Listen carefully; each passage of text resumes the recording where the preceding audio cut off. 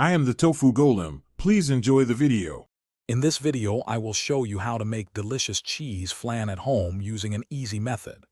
This dessert is a delightful treat, perfect for any occasion. We'll cover everything from preparing the rich caramel base to blending the creamy flan mixture and baking it to perfection. You'll be surprised how simple it is to create this impressive dessert with just a few common ingredients. Let's get started on this sweet adventure. First, let's create that beautiful golden caramel. You'll need about 1 cup of granulated sugar.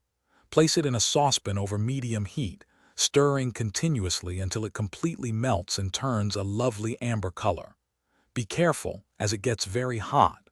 Once melted, quickly pour the hot caramel into your chosen baking dish, ensuring it coats the bottom evenly.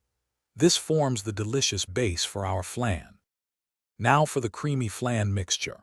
In a blender, combine 8 ounces of softened cream cheese, 1 14-ounce can of sweetened condensed milk, and 1 12-ounce can of evaporated milk. Next, crack in 4 large eggs and add 1 teaspoon of vanilla extract for that perfect flavor. Blend everything together on high speed until the mixture is completely smooth and lump-free.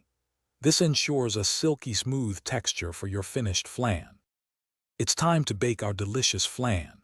Pour the smooth mixture over the caramel in your prepared mold. Place the mold in a larger baking pan, then fill the larger pan with hot water to create a water bath. Bake at 350 degrees Fahrenheit for about 1 hour, or until a knife inserted near the center comes out clean. Let it cool, then chill for at least 4 hours before inverting and serving. Enjoy your homemade masterpiece. Thanks for watching. Consider subscribing if we helped you today.